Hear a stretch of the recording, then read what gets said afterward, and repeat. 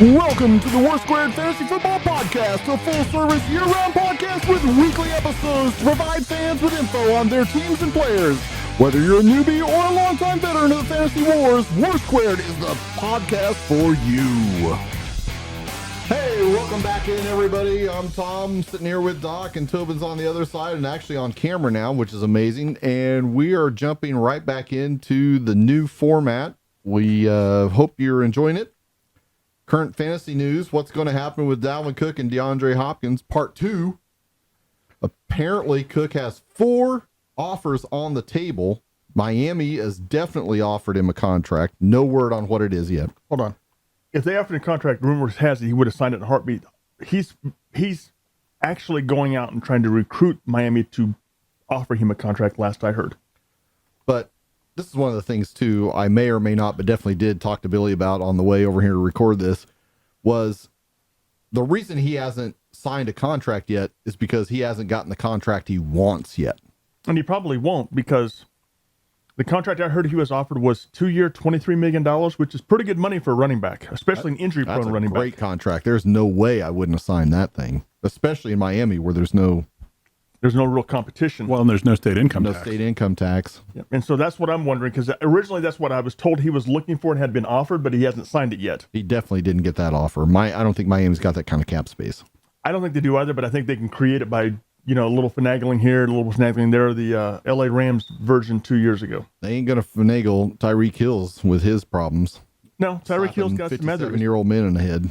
And then offered him $200 to try to make it go away. So the other ones are the Jets, which I think makes the most sense, the Broncos, and the Patriots. Of those 4 teams, the one that makes the most sense would be Miami, followed by the Patriots, in my opinion. The Patriots had Ramondre Stevenson, and that's it. They don't have anything else behind him. Well, they could use as many weapons as they can get in New England. Big talk is Pierre Strong is going to be the guy that's going to emerge out of that, who's the guy they drafted last year. Mm-hmm. But, look at the Broncos backfield. They've got, 7 players in the contract right now at running back? Yeah, they've got the big question of how healthy is Javonte Williams. We won't know that until training camp. The one that I think is the most logical is the Jets. One, it keeps Cook away from Miami or Buffalo or New England, the 3 competitors in the AFC East with the Jets. 2, the Jets are getting ready to be on Hard Knocks. Sorry, that's just the way it's going to be. And 3, they're in damn the torpedoes, full steam ahead. With now that they've got Aaron Rodgers, it's Super Bowl or bust for the Jets. It's going to be nothing but a bust because, they've got Allen Lazard and McCole Hardman listed 1-2 on their depth chart at wideout. I guess Garrett Wilson's in there. Garrett Wilson would be the number 1, but to me, the Jets signing Cook would definitely stunt the growth of Breece Hall coming back. But they don't have to rush Breece Hall back, whether he's ready or not. If they have Cook, they can ease him in and not be concerned about further damaging him, because if Breece Hall can put together a season like he put together 7 games last year, he's a monster. He's a definite monster. And the problem with that is how healthy has Cook been the last 2 years? He ain't been. Fairly? 65% of the games roughly is what he's played in. I don't know about 2 years ago. Last year I thought he played in 15, but I'm not sure. Here's a good hit to that shoulder from the IR. Yep, and then having surgery and missing not only this year but part of next year, depending on when the surgery goes out. Mm-hmm. To me, there are better players on all 3 of those teams' rosters than what Dalvin Cook is when you take the injury risk and the financial hit to him.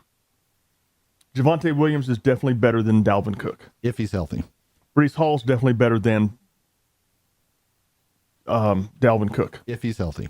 Ramondre Stevenson is definitely better than Dalvin Cook. It's not the same level. It's not the same type of player in that case. Right. Ramondre Stevenson is a bowling ball. Yes, he's a thumper. Whereas Dalvin Cook has that home run ability. Mm-hmm. Which, to your point, is what the Patriots are missing. Yep. So to me, it makes more sense for the Patriots to go after him than any other team that's there. Wow, we're getting invaded. We're being invaded right now. We're in the 3 Dogs in a Dude studio, and the 3 Dogs have taken over. That's right. They are mad. Make it the 4 Dogs when Ross walked in. They do not want to see Ross Lee. Well, that's because they know a champion when they see one. Oh, my good Lord. Okay, for those of you who don't understand, Ross is we call him the projector when it comes to fantasy football because he's projected himself to 3 straight championships in the B&I League. That is correct. Factually correct. And going from a 10 to a 12, which is unheard of. From a 10 to a 12? Yeah, league. Okay. Now I understand it. Now I understand the reference. I didn't get the reference there at first, Ross. So going back to Dalvin Cook, to me, the team that makes the most logical sense, we haven't even talked about with these 4. The team that makes the most logical sense at this point in time, if they could afford him, the Bears. I thought you were going to go to Minnesota. Minnesota could definitely use him, but they're not going to pay him. Chicago could definitely use him. I'm surprised Dallas isn't in this mix. Well, Dallas, I don't think Dallas can afford him, number 1. Number 2, if they get him, they've got basically Tony Pollard and him doing the same thing once Pollard comes back healthily. And again, neither one of them's 100% healthy. It's proven in the league. You've got to have at least 2. Right. Yeah. And so to me, it makes, why aren't the Bears chasing him? Same type of thing. The Bears have already signed a bunch of players. I think the Bears they're happy to go with what they've got, see what they've got, and then adjust from there. Yeah. And I think the only reason why they're not is because the Bears know they're not going to be in the playoff hunt this year, so Dalvin Cook's not on the radar. Well, Dalvin Cook, the Bears aren't on Dalvin Cook's radar. That would be Dalvin a Cook's better not way out of there to putting get paid. He's out there to get a ring. Mm-hmm. And that's probably a better way of looking at it than that. But if you look at the teams that need a running back, the Bears and him make logical sense, especially since he can get revenge against the Vikings for cutting him and being in that division. Yeah, maybe. Okay, the other person that's currently looking is D-Hop. D-Hop's been to Tennessee. He's been to New England. He's been basically done the D-Hop tour of the recruiting process and still hasn't decided where he's going to go and what he's going to do. They just re-signed Devontae Parker to a 3-year deal.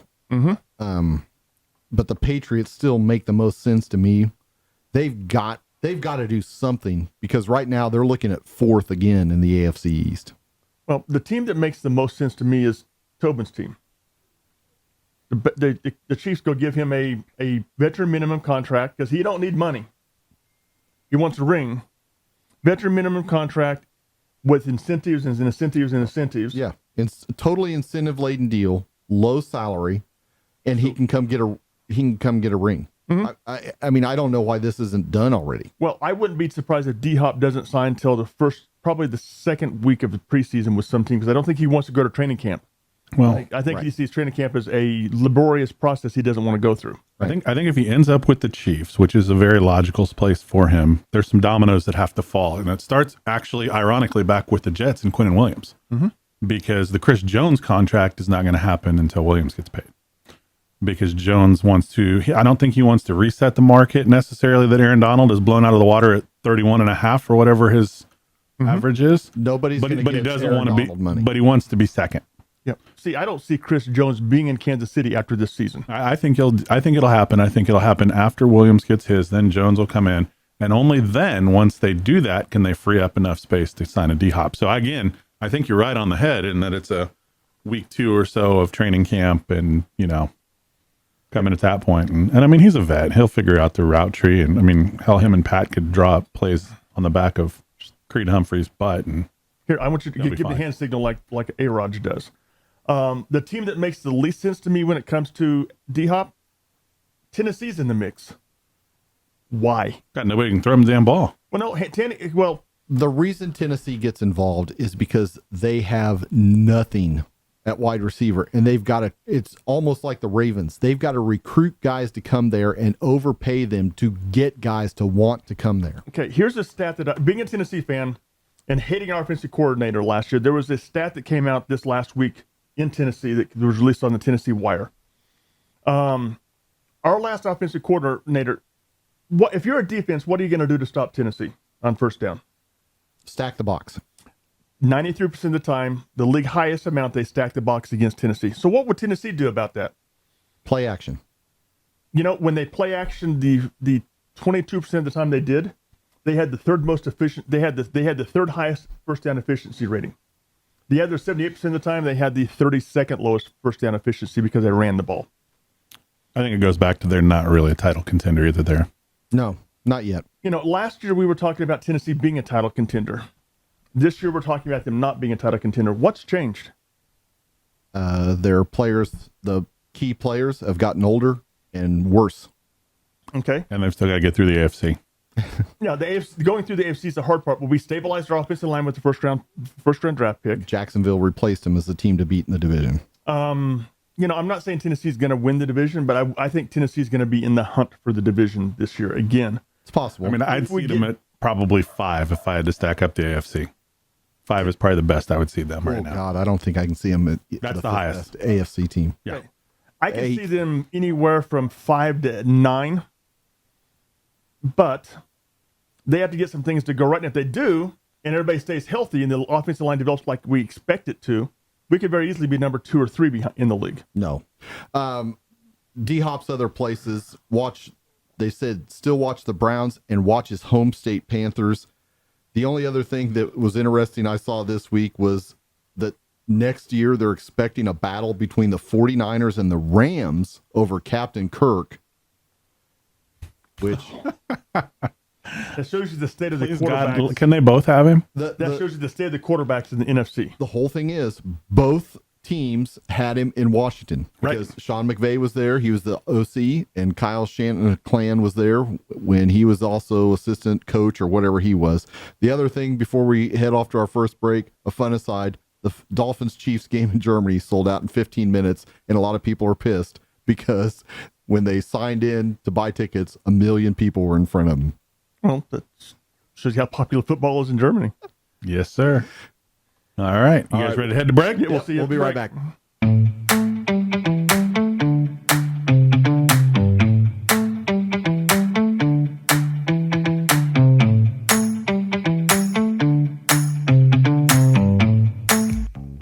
After you've listened to WarSquared and have your lineups locked in for the week, we invite you to go over and check out 3 Dogs and a Dude. It's a podcast inspired by 3 crazy rescue dogs and their dude who like having conversations with interesting people.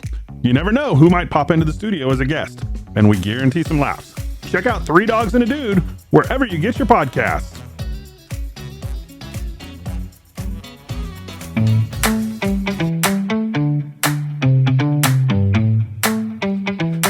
We'll jump back in here, and segment 2 is going to be rankings talk. So we're going to talk ranking running backs. We'll start at the top. Number 1, got to be CMC, Christian McCaffrey. I don't disagree. He proved last year he could be healthy most all year long. In that offense, he is the man. I thought that was just because he was on my roster. It's like that, but different. No. Okay. Can you imagine that? Would you? Let's put last year when you made that trade. If you knew he was going to be healthy all year, you think Billy would have traded him to you? Oh, no. I mean, he's been a crapshoot for 3 years. Yes, he has been. If you would have known he was going to get traded to the 49ers, you wouldn't have traded him.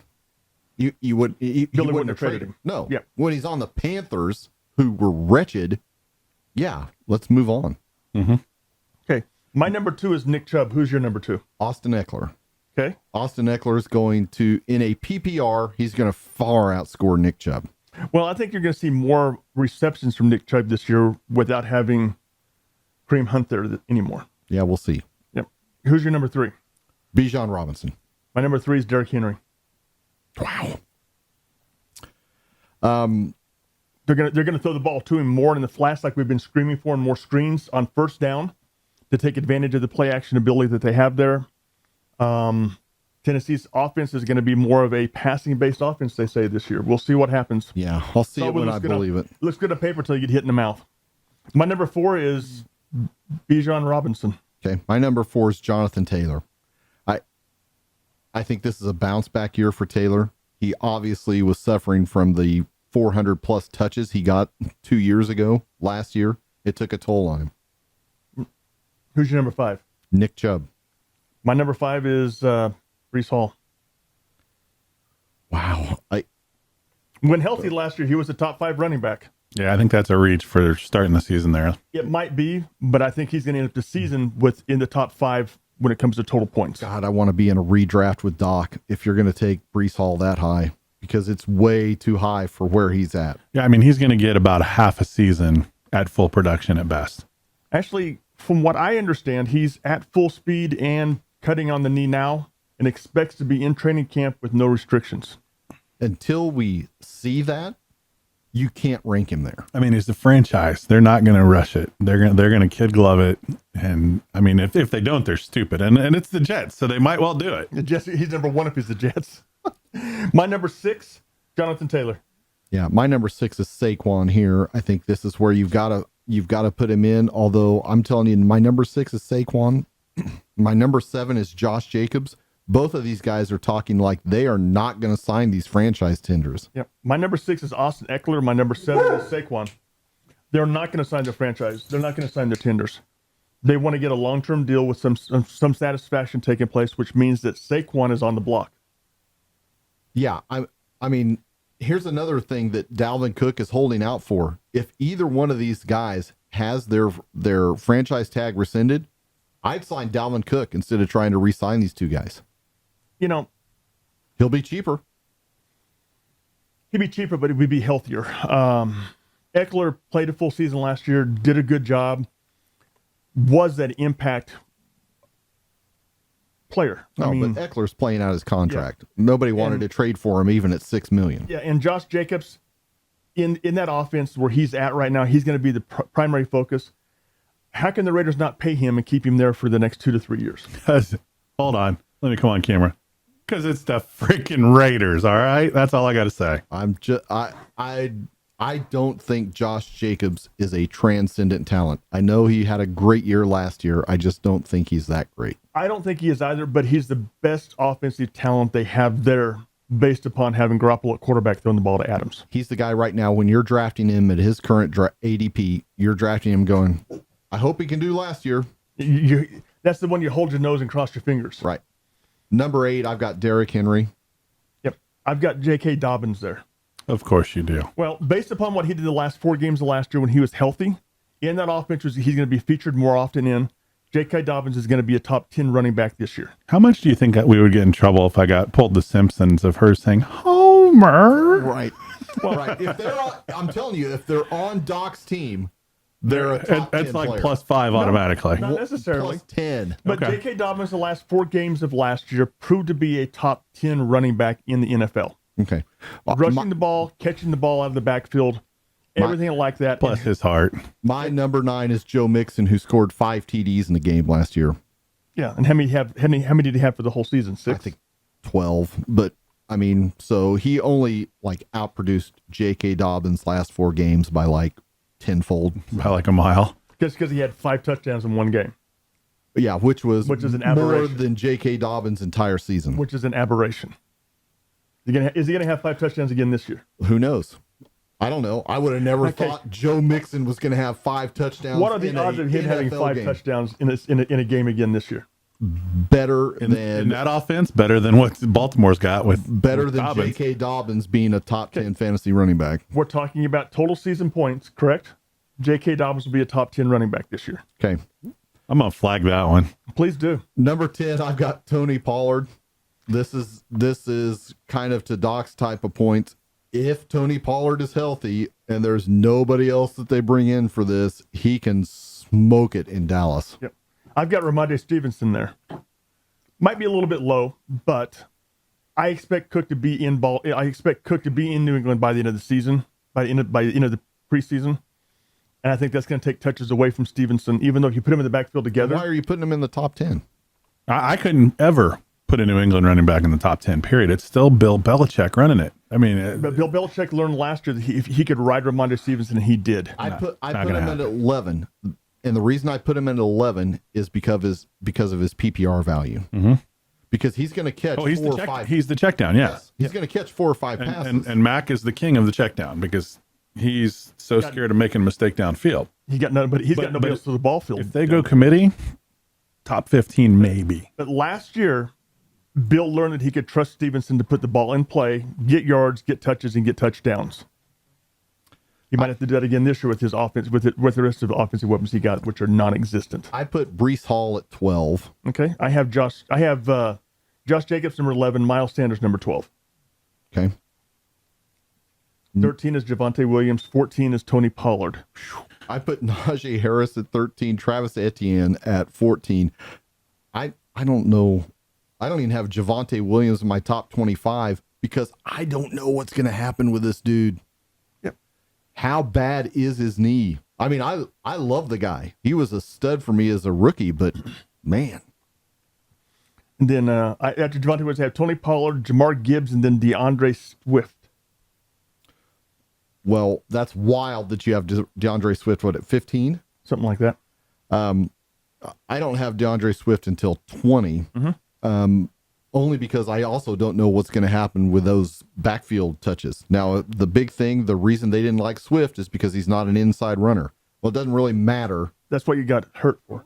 Yeah, Hurts is going to be your primary inside runner for the Eagles. So, and Swift's going to be the back catch the ball if he stays healthy, which is a big question mark with him. Behind that monster offensive line with other weapons he had, he will be an afterthought coming out of the backfield, matched up against a linebacker who can't cover him. I've got Kenneth Walker at 15. They're projecting him in that 17-ish touches. You owe Ross $1 for that word, by the way. Ross is in studio, so you owe him $1 for every time that P word comes out. I've got Najee Harris 16, and then I've got Kenneth Walker 17. Najee Harris, the reason why he's that low, dude, last year what he averaged 3.2 yards per carry. It was low. It was under 3.5. Steelers fan? Well, I mean, good God, everybody stacked the freaking box.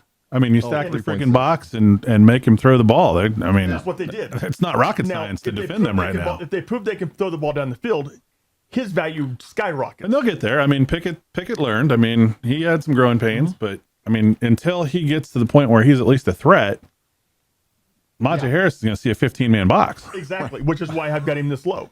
Well, and Najee Harris also didn't run with the same authority last year as what he did during his rookie year either when he had the chance to. And Pittsburgh's line has been dog crap for years. So, I mean, they've also taken steps there. So, theoretically, this year will be better. I have Madison at 16. If he's really the only guy in Minnesota, he should have a lot of room to run with Justin Jefferson on the outside. Aaron Jones at 17. Miles Sanders comes in here at 18. We go to 19 for my J.K. Dobbins appearance. Hold on. Please give me Aaron Jones at 17. Anybody else in the room licking their chops thinking you get Aaron Jones as the 17th running back? I've got Aaron Jones at 21. I just don't know what you're going to get. Well, you don't know what you're going to get out of Love, and you don't know what you're going to get with their mix. But goddamn, I'll roll that dice all day long. I mean, there's a lot of value at 17 there. We're going to talk about this in one of our later segments, but this is what's going on with running back right now. There are a lot of guys. I mean, you're clear down here, like you said, 17 Aaron Jones, 19 J.K. Dobbins, 20 DeAndre Swift, 21 Cam Akers, 22 James Conner, who all he does is score 10 touchdowns in Arizona per year. That's all he does. Yeah. Yeah. He gets 14 carries, 42 yards, and 13 touchdowns. Yeah, and 2 touchdowns. I mean, so why be concerned? And we'll hit this next week when we do wide receivers, but why are you worried about, I'll take Saquon Barkley at it's the 6th best running back. No, let's just wait 2 rounds and take Aaron Jones and J.K. Dobbins possibly in the 4th and 5th rounds. Yeah. In the next segment, we're going to talk a little bit about team building and talk a little bit about this stuff. And we're going to realize that some positions are more valuable than others. And you draft those positions higher because they have more of an impact with what you're looking for.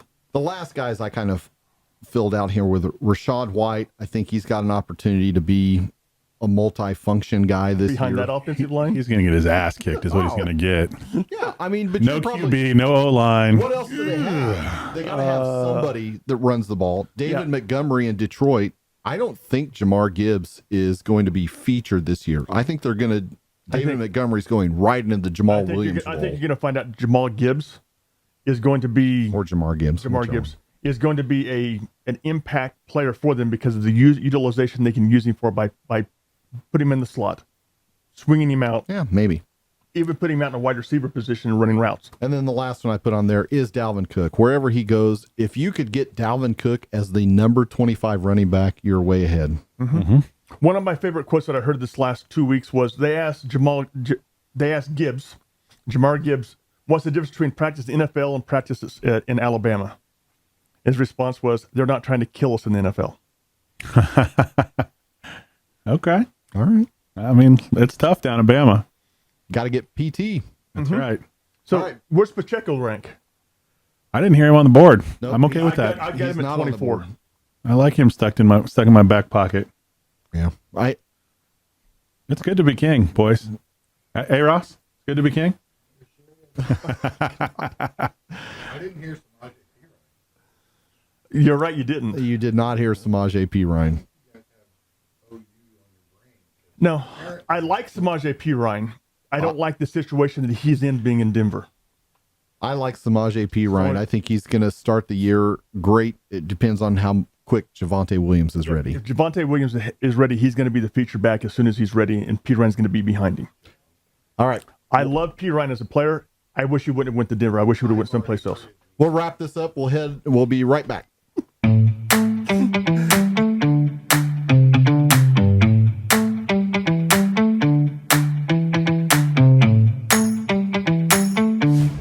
Indian Media Productions is your one-stop shop for all of your media creation needs.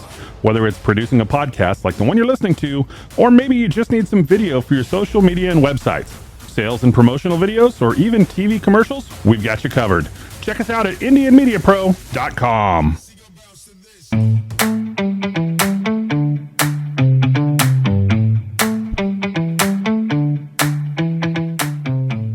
Okay. In this next segment, we want to talk a little bit how do you build a team, especially in a dynasty league. Right now in the room, right now we've got 5 of us who are in the dynasty league together, the sleeper. So when you go to build a team, what do you look for in a team? I always try to build out, I need to get X number of points per week from my team to have a chance to win. You guys say it should be 115 to 125 points per week, correct? Yes. Okay. Of the 8 positions that we have, which is quarterback, running back, wide receiver, flex, tight end, kicker, defense, which one has the most value? Which one do you have to be competitive with? Well, it depends. Okay, so let's talk It kind of about depends. I mean, for me, it's QB1. I mean, I've got Pat QB. Mahomes. Yep. And I mean, that's 25 points a week minimum right there, sometimes 40 for him. So if we're trying to get to 120 as the delta, I'm a third of the way there with just QB. Yep. See, I said my quarterback has to be at least 25 points per week on average. But there's not. That's the minimum. How many 25-point quarterbacks are there a week? There's Mahomes, Allen, Hurts, Burrow, Herbert. is more like 20 to 25. Herbert, and then when he's on, Lamar Jackson. Yep. Those are the 6. So you have to have one of those 6 quarterbacks in order to be able to break even at the 25-point mark. Unless your quarterback has a pop-up, Yeah. which they're out there. As a baseline. Justin Fields, Yeah. Trevor So- Lawrence. So we're talking 6 there, and then Dak maybe another second tier of another 5 to 6 that might be able to get you that upon an occasional basis, but not a routine basis. Yep. So without one of those 6 being there, you have to have other positions that you make extra points up, correct, to get to your 120. Most definitely. Okay, so how many points do you look for your RB1? Tom? It used to be 16, but in this league, it's probably got to be 20. I have 20 as my baseline for my RB1 that I want to put out there every single week. Yep. And that's why you'll see the RBs that I've picked up that I have because of the PPR aspect of it. I really like those running backs who also will catch 3, 4, 5 balls a game. When you go to PPR, you've got to have a running back that is part of their team's. That's what made Eckler Passing so game. good, because Eckler gets you 7 points a week on average just from the catches out of the backfield. Your baseline with him is 7 points. Everything else is gravy. At He'll that get point in time. 7 catches for 18 yards. And I mean, you're at, 10 points almost. And then he's going to get a touchdown. And he's going to carry the ball for another 50 yards, and that puts you at the magical 20-point mark. So how many running backs are out there that can do that? Not a lot. Probably 6 or 7. Well, I mean, go back to your list here. Yeah, I mean, Go you're back to your really list. You looking got at. McCaffrey, Eckler, maybe Robinson. We don't know how that Atlanta offense is going to shake out. We're guessing Robinson is. Taylor is in his first 2 seasons. Yeah, it's going to depend on what the rest of that Indy O-line offense looks Will. like. Chubb is good on the rushing side. We hope that he has the receiving chops. Saquon was a notorious 17-pointer guy. Josh Jacobs, he was doing 20 points basically on rushing alone. Yeah. Rushing and touchdowns. Henry's right around that point in time with rushing and touchdowns as well. As you were When he's talking healthy. about, if Henry can get 4 receptions a game, he is a monster. And he'll get more than A that. monster. Okay, so let's move to the wide receiver 1. How many points you looking for there? Oh, 100%'s got to be 20 points. Minimum 20 points. How many wide receivers can get you that on a weekly basis on average in the NFL at this point in time? A lot. I would say at least Jefferson, 10. At Brown, least 10. Adams, Diggs. Chase. Already have him. Oh. Hill, Tyreek. Waddle. That's 7. That maybe on a weekly basis. I mean, CeeDee Lamb. CeeDee Lamb's definitely getting there because he's getting into that 6 for 60, 6 for 120, 8 for 120. Okay, that's 8. We need 2 more. T. Higgins, No, not on an average. Garrett Wilson. Maybe going forward now. Trying to look at these other things. Debo did 2 years ago, but not this year. Yeah. So we're looking at 8 wide receivers that can do that. So you have to have at least one of those 8. Otherwise, you got to get points someplace else. DK. We'll put him in there. can. That makes 9. Devontae. Or not Devontae, but Chris Godwin. Dude was an ATM for me last Yeah, year. dude was. Oh, yeah. You're right. So Yeah. there's And now that's our going to change 10. this year without Tommy throwing him the ball. Right. He won't get 8 receptions for 67 yards. He was an automatic ATM. Okay, so there's 9 right there taking Godwin out of the equation, which means if you have one or more of those guys, you're in business. Right. Okay, the next one is the flex position. Let's go to the tight end. I'm sorry.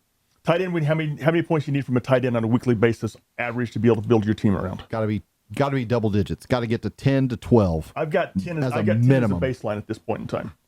How many tight ends can get that? Kelsey, No, Andrews. Kelsey doesn't get you 10. Kelsey's Kelsey's 20 to 25. Kelsey's a wide receiver, He's but at just, 20. but just saying that he's there. The tight end position, if you get Kelsey or if you have Kelsey, covers up for a lot of weaknesses in other areas. Just receptions alone. I've got it pulled up here on the screen. 2022 regular season receptions. Jefferson, Tyreek Hill, Travis Kelce, number 3. That's why Number Travis 5, Kelsey. Number 5, Austin Eckler.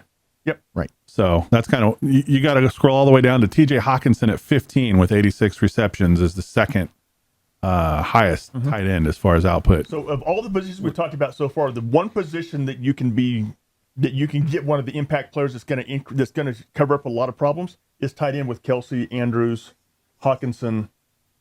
Yeah, this year, I mean, we'll see it when we do our rankings later, but my number 3 tight end this year is TJ Hawkinson. My number 3 is TJ Hawkinson as well. Who's your number 4? I'm curious. Darren Waller. Kyle Pitts. Evan Ingram. That's a good choice. I think he's in my top 10. I just didn't put him up there because with Calvin Ridley, I think Calvin Ridley is going to steal a ton of his So we've targets. identified 3 tight ends that get you 10 plus points on an average basis per week, which means if you ain't got one of those guys, Hey, for You're the running 6 behind. people that watch or listen to this every week, I'm going to throw you a little nugget here for the tight ends. Just bank this one away. Tyler Higbee. Go get him. He was 1 catch behind Mark Andrews last year in receptions. yeah, that's because Mark Andrews had He's no-name quarterbacks half the season. Mark Andrews was still number 30 in receptions in the entire league. Higbee gets. Higbee was number 31. Yep. Okay, so let's move to the flex positions, which is we can start 2 flexes, be it wide receiver, running back, tight end, anything but a quarterback. So what do we have to get here? Wait, can I start a kicker in that flex spot? No. No. All right. Just checking. You said anything but a quarterback. I was just checking. Well, of the skill positions. you've got to have at least 10 out of those positions. I got 10 penciled in for each one of those, which means that now that opens the gap up where you can go all the way down to probably number 25 for wide receivers and probably somewhere around number 20 for running backs to be able to fill those positions in, correct? So a lot of things that you can do in your flex spots are you can play it safe and get the guys, if you have them as your secondary guy like Tobin, Chris Godwin in there is just like a slam dunk. 14 He was points. 14, 15 points every week. 14 points. Boom, put him in. He's done. Deontay Johnson. I mean, that guy only had 3 games under 8 points in a PPR last year, and he had 0 touchdowns. Yeah, but he had 86 catches on 147 targets for 882 yards. Right. That's 14 points a game. Boom. Bob's your uncle. Yeah. 11 of his games were over 10 and a half points. So it's just, you can find those guys there. Or you can do the thing where you put the blow-ups in there. You put a T. Higgins in there. He's going to have 3 30-point games in a year. Yeah, you got to be don't able know when they're coming.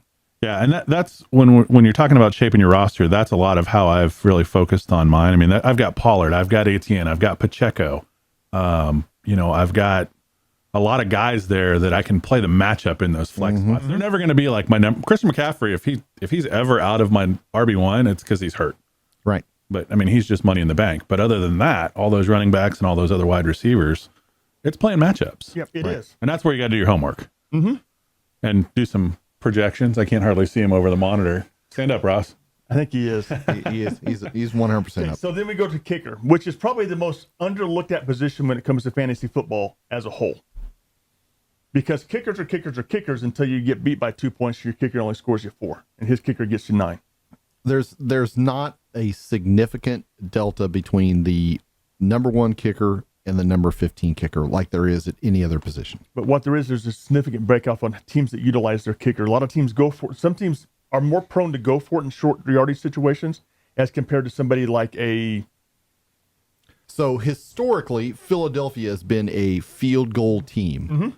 The past 2 years, they are haven't not. been. Correct. Yeah, he's a go for it. If it's 4th and 3 or less and they're across midfield, he's going for it. Right. They're just going to let They Jalen have Hurts. Jalen do the Hurts- two- Well, and they've got the defense to back it up. That's Right. part of the equation. And so when you look at kickers is probably the one position that you can wait to draft later. But when you get one of the top ones, like a Tucker, Justin Tucker. Well, think about it. Their Adam offense McPherson, sucked. Tyler They Bass. muddled down a lot. He had 43 attempts last year. Yeah. I mean, that's 3 a game. That's 6 more than anybody else in the league, at least. Right. So the other thing that I like to look at, who plays indoors? Yes. Daniel Carlson is my new favorite kicker Damn it, you figured out my secret. because he's got a minimum of 9 games that he's going to be indoors. Yeah, every home game plus the Chargers, Right. and he gets to play at Mile High, which is just it might as well be indoors. It's another bonus game. Right. That's 10. Yeah. So, I mean, it's too easy to pick those. I mean, that's why even though he got the yips last year, Brett Maher is a great kicker for the Cowboys. Yeah, Fantasy wise. hell, he was kicking it from the windows to the wall. Right. I mean, He had some issues, didn't he? Oh God, did he? The yips, the shanks. So, how many of you guys carry 2 kickers from jump in your leagues? depends on how deep my bench is. It depends upon who I have as a kicker, too. Yeah, I mean, if you get one of those top couple that have the long leg and they get a lot of opportunities, you can slide with one for a while. Yep. But you got to know you're going to be scraping the bottom of the barrel when it comes bye week or an injury. Exactly. If you've got a short bench like the Agents League that we're in, where I think we only have 5 bench spots. I think we have 13 total players in the Agents League. Whew. You can't carry 2. I think it's 16, but Either I way, think it is 6. I think we had increased it to 16, but it's you still, don't carry anybody extra. you don't carry an extra defense. You don't carry an extra. but in the dynasty league, I mean, in the sleeper league, shit, I got an extra water boy. Right. 25 guys on the roster. Right. I've got guys that haven't seen the field in 2 seasons still on my roster. I understand. Yeah. And then defense wise, what do you look for? How many points do you have to have from a defense? Well, it depends on the points Definitely makeup in the and how the BNI, you points. don't want negative points. Well, yeah, it depends on what the It's points. all depending on your scoring system. Yeah. Our scoring system rewards sacks, interceptions, and touchdowns. It doesn't penalize you for giving up yardage. Doesn't penalize you for giving That's up right. points. Well, unless you get Dallas, the shutout. Philadelphia, Yeah. you know, I mean, 1 point's the same as 49ers. 50 points. Yeah. Yep. I mean, I played in the league about 10 years ago where literally I was dropping a defense and picking up a defense on bye every week. So I was guaranteed 0 points because that was a win. Yeah. Because routinely you would score negative double-digit points in that league for your defense if they gave up more than 24 points. Yeah. With it just, again, all of this relates back to your scoring. You know, you've got to figure out your scoring, what you need to be at, and then you can dial back into the rest. With defense, it's all about how they score. And so if you could pick a dream lineup for your team, Tobin, what would it be? Have you seen my roster? I have. Here, I'll just read it to you right now. God, what an arrogant. Patrick Mahomes, QB1. RB1, Christian McCaffrey. Wide receiver 1, Tyreek Hill. Tight end, I mean, I love Kelsey, but I've got Hawkinson. I'm good there. In my flex that I've got sitting there right now, I've got Etienne and Devontae Smith. I'll roll with him. Okay. Butker. I've got the Steelers D. That might be a little suspect. But I mean, I've got Tony Pollard. I've got Pacheco. I've got Odell Beckham. I mean, meh. Okay, Tommy. I'll roll with those guys again. Yeah, I mean, We're getting rings fitted, boys. I think my lineup is Hurts, Jonathan Taylor, Devontae Adams, CeeDee Lamb, DeAndre Swift. I don't have a kicker right now, and my defense will either be Philly or Dallas. Yeah. I mean, my defense could definitely use an upgrade, but You got Baltimore. Come on, I traded him to you. Mm-hmm. I appreciate that And it second worked. draft choice in 2 I years. figured it might have. See, mine is Burrow, Nick Chubb at number 1 running back, Jamar Chase at wide receiver, tight ends Kyle Pitts, who had a crappy year last year, but I have Evan Ingram behind him. A.J. Brown's my flex with Kenneth Walker along with Young Ho Koo as my kicker. Wrong way, coup. I currently don't have. I currently don't have a defense because I decided I'd punt that position and keep some other players instead. That way I could pick them up in the draft. Because you can pick up the Titans defense. Nobody The else last is pick in the picking them draft, up. baby, every year. Nobody else wants them, and I don't wonder why. I know why. Pretty much. Although they were a top 5 defense last year, and they had a record-setting rush defense last year as being good, not bad. Oh, sorry. And here's your team, Tom, the Commodes. That's right. Yeah. How's that working for you? I don't know. We got 3 Super Bowls, been to 5. How many you been to, Doc? One. And when was the last Oh, and time you you- finished when a was the- yard short. Oh, when was the last time you were in a Super Bowl? Titans fan. When was the last time you were in a Super Bowl? Shots Was it fired. this century? 8 years before you were. Okay, so it's been a long time. So were you even alive when they did that? He Oh had my hair. God. Do you know? Yes, I had long hair even. Did Ross have hair? Yeah. Wow. Ross was 6 foot back then. Wow. The projection would just do nothing but pick on the poor was guy, but he's won 3 pre-sciatica. championships in a row. So, if we were to do redraft over again, who would you pick with your first pick in the draft? First pick of the draft, First pick in the draft. Justin Jefferson. Tobin? I'm going to take Pat. I'll take 25 points a week for the next 10 years. Minimum. Okay. Who's yours? Derrick Henry. No. I like Derrick Henry, but he's got one. Tannehill. He's got one. Tannehill. Oh, you got it. That's I'm the on man. it. You figured it out. Tannehill's your boy. I would look towards Chase. I like Yeah. Jamar Chase as a possible first pick in the draft. Jefferson would be hard to say no to with the first pick. I wouldn't take Pat just simply because. Well, the question is, are you talking a dynasty keeper league or are you Dynasty talking keeper a league. redraft? A Because dynasty they're keeper two league. very different things. Because A you got to dynasty figure the keeper. longevity on those wide receivers is maybe 10-year window. Yeah, a dynasty keeper. I think league. Pat's got 12 to 15 potentially. Yeah, and you know, I'm sitting there going, I don't think I'd take Pat, but I'm thinking about. I can't really give you a logical reason other than the fact being that because the window is shorter with wide receivers and running backs, they're more valuable than a quarterback is. I disagree Especially when you get a top one. because you just reload with them. You reload every couple 3 years. That new guy comes and you just take your opportunities and you plug them in, or you Yeah, make but- trades and you build Tyreek Hill and some of these guys that.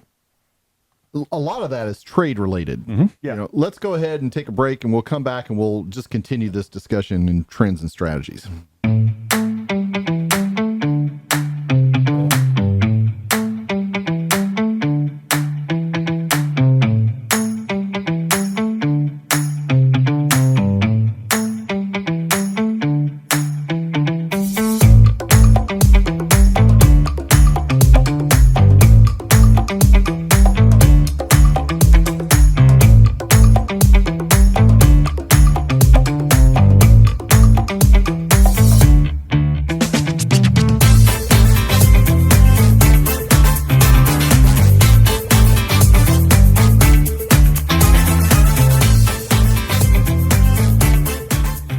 All right, so we'll continue where we're come from there. So we had, number one for Doc and I went wide receiver. Number one for Tobin went Pat, and this is where we're talking about a dynasty startup. So part of that too is also colored by the results that we've had in our dynasty league. So I think really in a dynasty startup, what you really should be looking at is that young ascendant player. Like right now, I'm going to say that a lot of people might say your number one overall in a dynasty startup is Bijan Robinson. You know, I don't disagree with you. I was thinking the reason why I didn't say Bijan Robinson off the top of my head was when we did it when we started our draft 2 years ago. We had everybody but the rookies in the startup draft. Then we did a rookies draft following that, which is why I didn't put him there. But if you put them there, Bijan Robinson's got to be in the conversation with this talent that he has there in the situation that he's in, where he will be the featured back and a 3-down back in Atlanta for the foreseeable future. Because again, you're looking at, to Tobin's point, what's the length of time you're going to have these guys? What's your windows? I mean, running backs, I put them at a 5 to 8 years. I was going to say 6. Wide receivers, maybe 8 to 10. Mm-hmm. And the top 3 to 5 QBs, you're talking 10, 12 years probably at least. But in most cases with quarterbacks, you got to wait till year 3 for them to really develop and be a starter in the league, unless you just get lucky with what you did with a Herbert Or a Pat, who's been to the AFC Championship game or the Super Bowl every year he's been a starter. Yeah. And those are the exceptions, not the rule. It usually takes about 3 years for them to become a viable. Right. That's why I put the caveat out there of those top 3 to 5 league-wide QBs. And some people take longer to develop into that. And what I would argue to kind of go against the whole Pat thing is maybe when it comes back to me, if I take Justin Jefferson 1, maybe I can get Josh Allen or Joe Burrow. Not if Ross is in your draft. That's true. Josh Allen will be gone in the first round, which works for him. I mean, it's worked out 3 years in a row for him. So we can't sit here and say, I remember being on the draft for the BNI draft last year, and there was a member of the league who was just trashing Ross. He's gonna win. Ha ha! Dude won it 3 years in a row. Yep. Yeah, He's and 3-0. The biggest thing, the thing that's the most fun to me, I'm going to pop on camera here. The thing that's most fun to me with these drafts, and whether it's an annual draft, a redraft, or a dynasty, the thing that to me is the most fun is being in the moment of the draft. I mean, you sit there and watch the NFL draft and you think, well, why in the heck did they do that? Or that was stupid, or I would have done this. But man, you're in that minute and they've got 10 minutes? They've got 15 minutes. We've got 3. And I mean, that clock goes so fast. It's light years when they're doing that and making these choices. And when you get into, you've got to be able to go with it. I mean, if your guy gets picked, the pick before you've got to know, where am I going? Am I still going to the next guy in that position, or do I have somebody else at another position higher? And that's going to dictate whether you go QB, wide receiver, running back. But one of the trends that we're seeing in seasonal leagues where you redraft every year is wide receivers are now dominated the first round. Very much so. Well, again, it goes back to your scoring. If it's a PPR, definitely. 100%. If it's a half PPR, yeah, maybe. But like we talked about when we ranked running backs, your wide receiver, the top level wide receivers also don't have the injury risks. I mean, even with your top level running backs, let's look at the top. Christian McCaffrey. Injury risk. Austin Eckler, injury risk. Injury risk. And older. Bijan Robinson, rookie, unknown. Jonathan Taylor. Injury risk. Injury risk now. Nick Chubb. Durable. Fairly durable, but has missed a few games here and there. Also, doesn't have the shelter of Kareem Hunt anymore. So is he going to be overused? Saquon Barkley, injury risk. Josh Jacobs, Injury risk. Has had some injury issues. Didn't have them really last year. Derrick Henry, Durable. Injury risk. Older player. One injury was an acute injury. Other than that, he hasn't really missed a game. Joe Mixon, injury risk. Tony Pollard, injury risk. Ramon Stevenson, injury unknown risk. quality of what he'll get as far as touches. So there's just too many questions about the running backs, and like we talked about, Aaron Jones is the 17th ranked running back. So what does that put him draft position? 40s? Probably more Fourth, likely. fifth round? He's going to probably go 5th, 6th round. Okay. Well, we got him at 17. Let's put 8 quarterbacks in there, or 10 quarterbacks in there. At least 6. Okay, so let's put 8 just to call the average. Okay. So that's 17 plus 8 is 25. How many wide receivers are going to be picked? Probably 20. In 5 rounds? No, in 5 rounds. Probably, 25 to 30. Okay, that puts us in the 50 range right there. Yeah. We haven't put tight ends in, so he's going to go somewhere. And there'll be 3 round. tight ends. He's going to go somewhere 5th, 6th, 7th round, depending upon who likes him and the trends as they come along. And at Tobin's point, why am I drafting running backs before this when I can get very similar production from Aaron Jones that I think I will get from Ramondre Stevenson? Right. Yeah, and they're interchangeable parts. I mean, Why take him 2 rounds earlier? Why not get that tight end? Why that not I get might Kelsey need? in the 2nd or 3rd round? yeah, those top 3 to 4 tight ends Kelsey's are- not until the 2nd round. are He'll probably go need to early go second, late in the top 3 rounds. Yeah. Kelsey's going to go late first, middle to late first at best, at worst, early second. Because those tight ends are league winners for you. Yeah, in a 12-man league, Kelsey's going to be a top 16 pick, no doubt. You've got to watch in your league whoever drafts Lamar Jackson trying to double up with Mark Andrews. And then you're going to have to watch after that. If you want TJ Hawkinson, you're going to have to take him quick. Yeah, if you don't get him by the 3rd round. 3rd round, he's gone. And as we discussed when we talked about team building, that's the one position you can gain a substantial advantage over your opponents in, is that tight end round. Yeah, because if you've got a TJ Hawkinson, there's only 2 guys out there that you think you might lose to in a week when you're matched up against them. And that's Kelsey and Andrews. Yep. Right. And I mean, you might lose, but you might only lose by 8. Yeah. Versus you losing by 15 other weeks. Yeah. And remember, I don't know what Hawkinson had pre the trade, but he obviously fit in much better in Minnesota than he did in Detroit. He was effective in Detroit, and then it just went up into Minnesota. And they've gotten rid of Adam Thielen. And they've added the wide receiver out of USC. They added Jordan Addison, but he's not Adam Thielen. No. But he's Not going to yet. he's going to make Hawkinson's ability to work underneath better because Thielen will work in the same area. 100%. So you're going to have 2 people who are going to be mid-range or longer. Well, if they're smart, they put Hawkinson on the same side of the field as Jefferson and tell him, pick your poison. I don't disagree. Yeah. And so everything that you've heard in the past about zero running back, you're really not going zero running back anymore. You're just putting more bullets in the gun that is running back. And just like Tobin's doing, I've got these 3 backup guys, and they can fill in. Yeah. And they are all, I mean, the injury list that you just ran down, I mean, I've got McCaffrey, I've got Travis Etienne, I've got Damian Harris, I've got David Montgomery, Tony Pollard, James Cook, Isaiah Pacheco. That's it for my running back stable. But And I've got there's a lot of guys there that are those 8, 10, 12 points. I've got Chubb, Sanders, Dobbins, Walker, Jamal Williams for New Orleans, and I still got touchdown Lenny. We'll see what happens with that one as we go along. Yeah. Going to the XFL? I think he's going to be CFL, but I'm not sure. I heard the Arena League's hopping right now. The Albany team that Antonio Brown owns. I hear they're up for sale. I hear there's paychecks being missing there. Yeah. So I think you're going to see a lot of that specifically in this year's draft is wide receiver heavy at the top.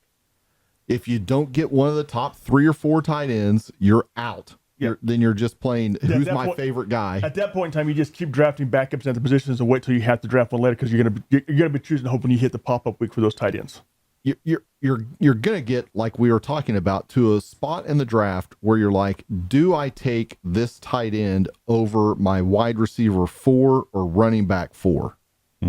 You take that wide receiver 4 and that running back 4 because that tight end is going to be you can replace that tight end in the free agency pool in a week. Maybe. Okay.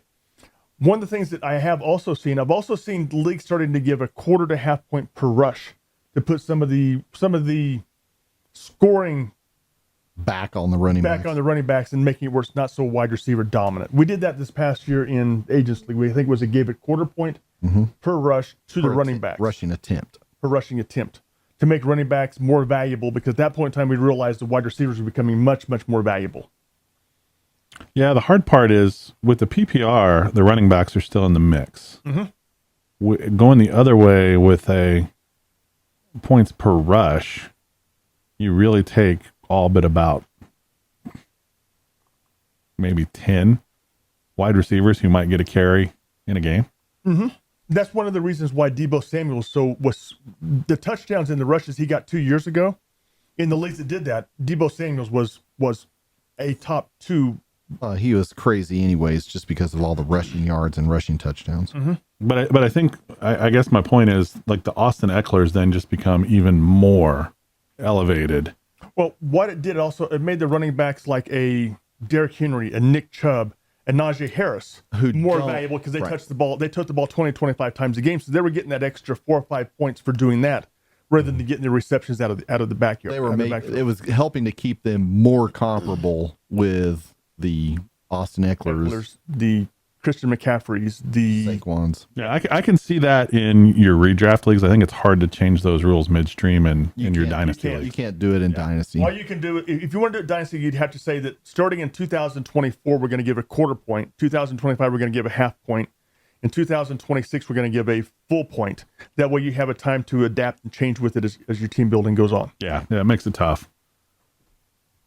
Definitely.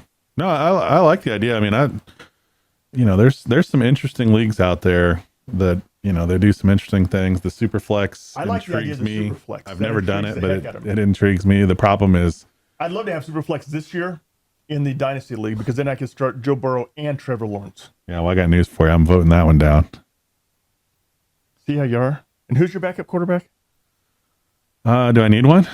Apparently for one game. Jared Goff. I mean, all right. I have him as a top. I have him as a top 10. I mean, quarterback I'll this year. take Pat and Goff in any super flex matchup and probably win more than I lose. I'll take my two against your two. How does that sound? I think it'd be a pretty good matchup. So this year when we play in the league, we play each other. Can we go super flex and put him in and see what happens? No. We can do that on the side for some more breakfast. Yeah, there you go.